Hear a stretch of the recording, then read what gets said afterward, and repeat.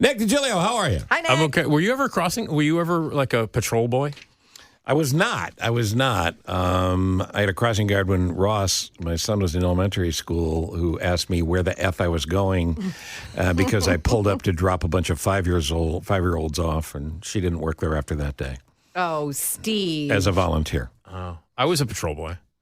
What does a patrol boy mean? That means you get a belt that looks like a seat belt, Like but a you little wear sash. it, Yeah, and it's orange. it's orange and like neon. And you stand on a corner and don't do anything. You get to leave school 15 minutes. Is that why you did it? Hell yeah! Like, That's why. I'm getting out of school. Sometimes I wouldn't even go to my corner. I don't even remember where it was. Wasn't there an adult with you to say? No, you would stand on the corner, like on a side street. Just This is the 70s. How they didn't old care. were you then when I you don't did know, it? but 6, 7, 8, 10? 10 to 13, Okay. around that area. So you've got your little outfit on, Yeah. and you're just standing there. You stand with You a little, you got a perform little no belt, service and then the whatsoever. other thing, you're supposed to walk people across the street. You know, like in Lost in America. Yeah. When Albert Brooks is like, "Go ahead, kill the children." Remember when he was doing that? I used to do that. Yeah. And then like you were cool because you get out of school early. You got the little patrol boy belt. And then you could fold it up and put it on your belt loop. Ooh. Like have it hang off. Like that was before people would That's put cool. cell phone. People would put cell phones and Sure. beepers. Yep. When you had your patrol boy Oh, yeah. belt, And Jane, you can back me up on this. Chicks dig patrol boys. Oh, yeah. I mean, here's the thing, because we know how smart you are. You're the patrol boy. You're out of school. Like maybe he could get me out, and I could be on the corner with him. And Patrol No. Boy, the most exciting Marvel superhero. wow, are you going to segue? Yeah. You could. Is that what you're going to do? You could. Yeah. We all are thinking about Steve McMichael and praying for him and hoping for nothing but the best. But in his state of ALS ravaging his body, it's very concerning that he's in intensive care this weekend. Yeah. Here's a guy who was one of the toughest guys in the league, 5-time All-Pro and a Great Bear for 12 years, 13 years. And also an amazing career in pro wrestling. Yeah, how about that? That's right. Amazing. Absolutely. And fun guy in the band. Yeah. Hamp and Otis and McMichael and the other guys in the band. Anyway, Steve McMichael really struggling, so if you're inclined to say a prayer for him, I hope you will. All right, you got a new podcast out. I do. And it just dropped today. I don't know how this happens every time I come in here. So It's weird. miraculous. Yeah. I have Timing 2 is- podcasts with the Radio Misfits Podcast Network. You can check out radiomisfits.com or go anywhere where you get your platforms or all your podcasts. The Nick D podcast dropped today, and I have a really great interview with Terrell Johnson, who is the executive director of the Chicago Philharmonic. We talk about the Great Philharmonic, what they've been doing, incredible programs.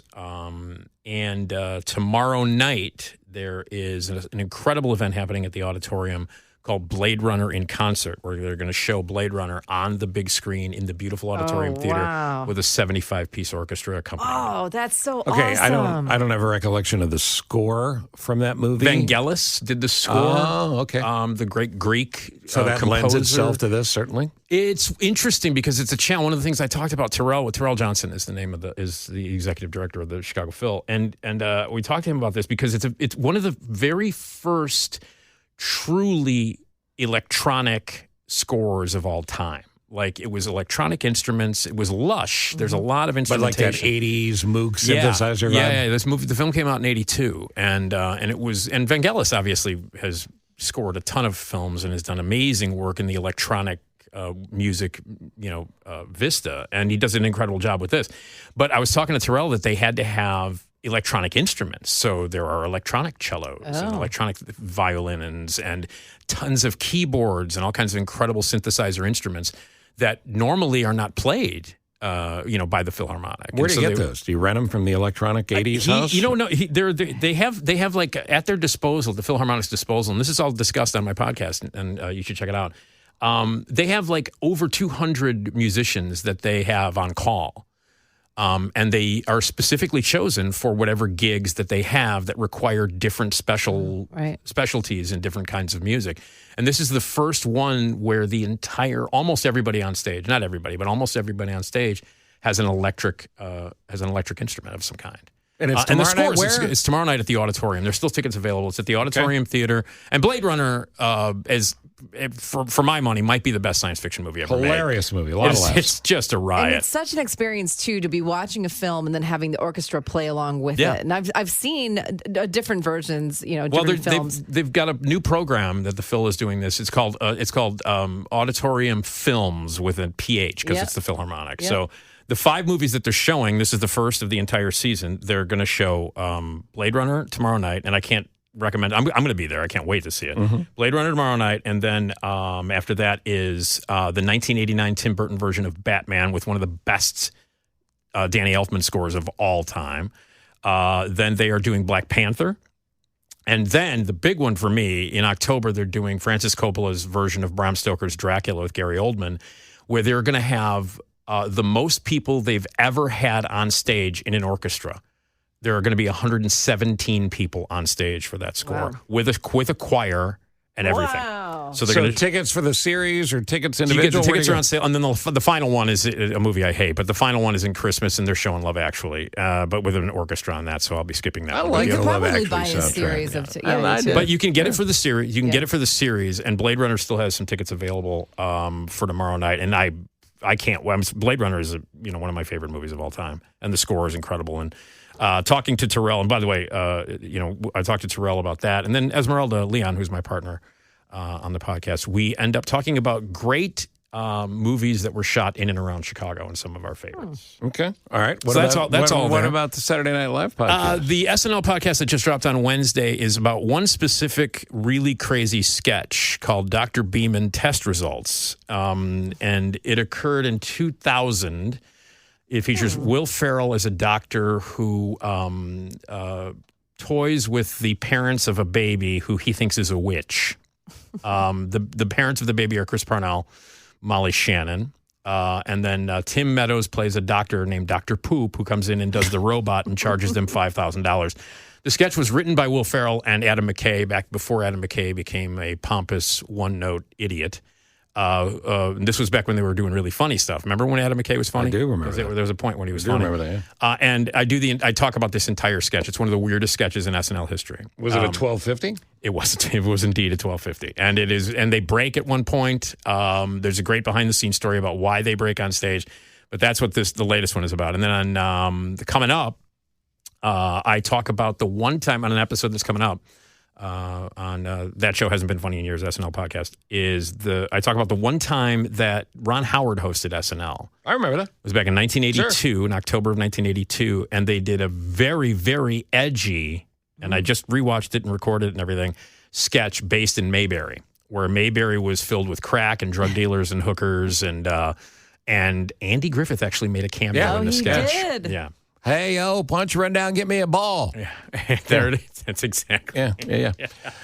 So anyway, that's what's coming up. Good. So every Wednesday, the Saturday Night Live podcast drops, and every Friday and Tuesday, new Nick D podcast drops. All right, we're going to talk about a couple of movies that you should be alerted to. What's left of award seasons? What do we got? We got SAG Awards and the Oscars. That's it, right? Independent Spirit, too. Which I love. The Independent Spirit Awards are always a lot of fun to watch. Okay. But yeah, I mean, obviously we're winding down. We are, and everything's going to, except for Independent Spirit. That's why I'm looking forward to it because it's. I got to tell you, I really think the SAG Awards are a better predictor of what SAG Awards are fun. Yeah. SAG Awards are fun. Yeah, I mean, with the Oscars, everything is going to go to Oppenheimer, so it doesn't even matter at this point. So there's so many predictors that you look at. It's Oppenheimer. Yeah. It's all Oppenheimer, and I couldn't care less. We found out that Putin actually didn't put a nuke on the rocket to destroy the satellites. He put an actual VHS copy of Oppenheimer. Oh. That's the only one they made. Is that one? That's the only one they made. That's the only one they made, yeah. All right, we'll come back with more of Nick Digilio in just a moment.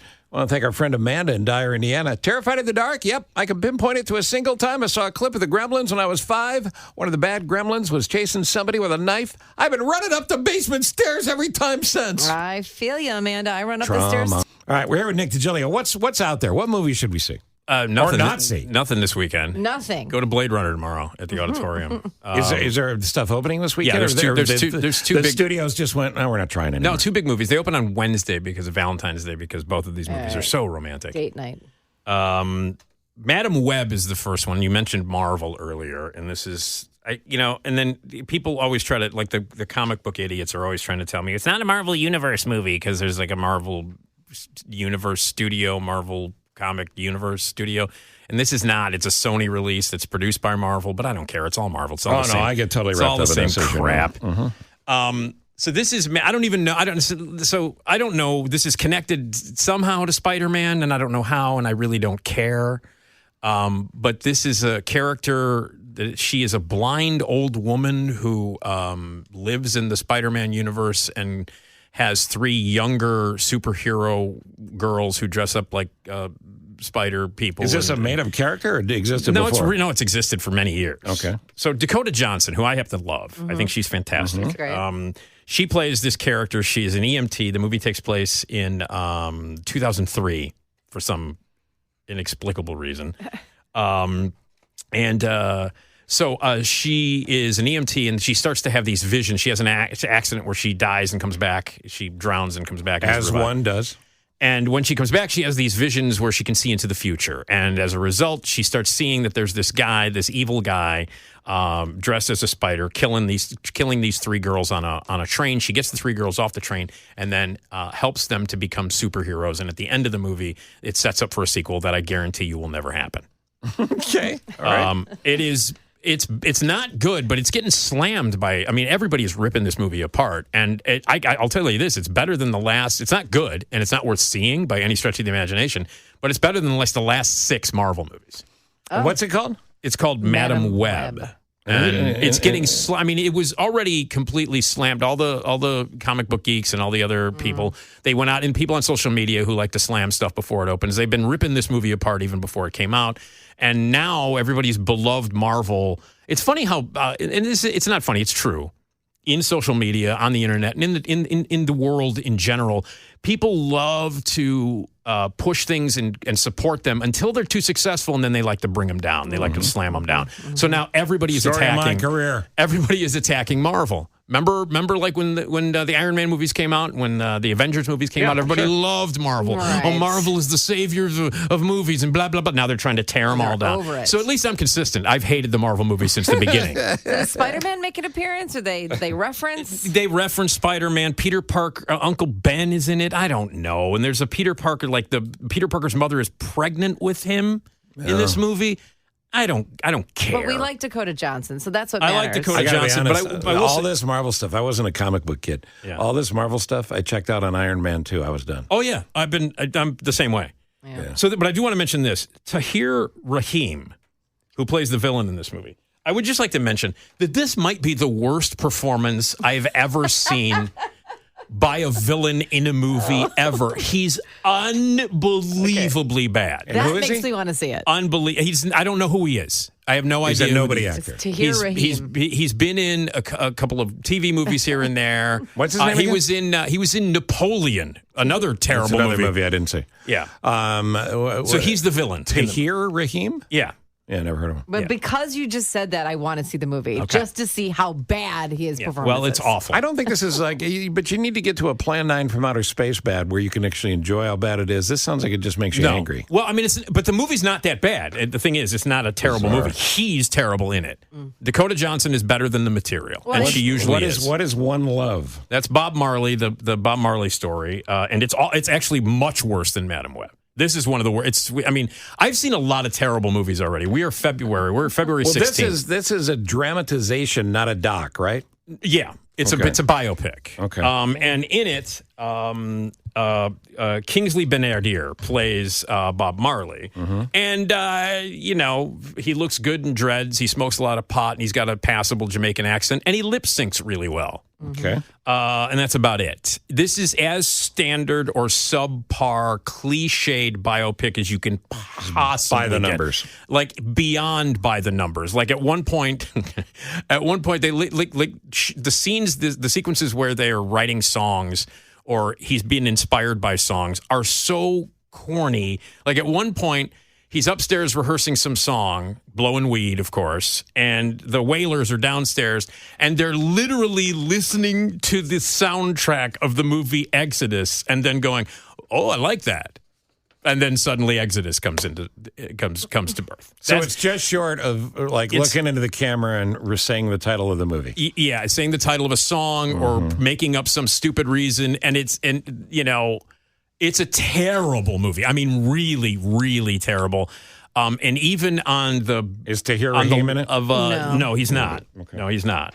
But he would have fit right in because everything else in the movie is really terrible. What does it do for the career of the actor that plays? Well, I mean, this guy has also played Malcolm X. He's also played Barack Obama, and he's making a career out of playing iconic African American roles. And isn't he pretty like a famous actor in the UK? He is. Yeah, I mean, he's been in a lot of stuff. Yeah.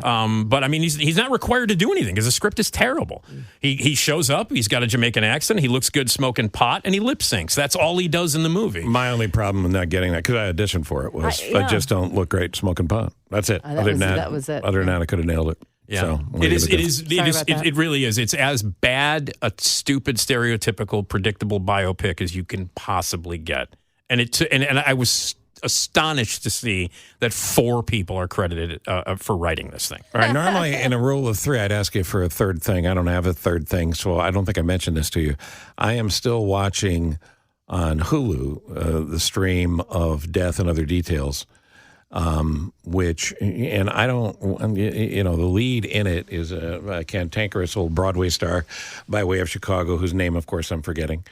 You would Death and Other Details. Google it quick for me. But it is interesting. It's good. It's kind of Clue on a boat. It's Mandy Patinkin. That's it. Yeah. Oh, I love Mandy Patinkin. He's an unpleasant fella. Yeah. Mandy is. Yeah. Though he said I was an ass before, and I owe people a lot of apologies. I couldn't find them all. But I would recommend that. If you got a stream you'd recommend? Beef. If you've not caught up with Beef on Netflix, I mean, it won every kind of Emmy, and it deserves every kind of Emmy, and that's the one that I'm recommending. And if you're not watching True Detective Night Country on Max, you're dumb. Best season? No, it's the first is still the best. The first is still the best, but you're dumb if you're not watching it. Okay. And Jodie Foster is extraordinary in it. It's scary. It's weird. Why are they not using you as a slug for that? You know, those quotes that pop up from critics? If you're not watching this, you're dumb. You're dumb. I mean, that's not even, it's a fact. Okay, so... And Curb is back. Curb Your Enthusiasm is back, and it's hilarious this season. So, Max. Those are back-to-back, by the way. So you can watch Night Country, True Detective, and then you can watch... Oh, and also this weekend, John Oliver comes back. So that's like 3 great things in a row you can watch on Max. Easy. I've been watching Poker Face. How long before the girlfriend goes, look up from the screen, I'm here? No, she's just as into it as I am. Trust me. Okay. Trust me. Okay. Well, you might have found the winner, buddy. I know. Listen, we watched The Thing together. Last week. This is getting serious.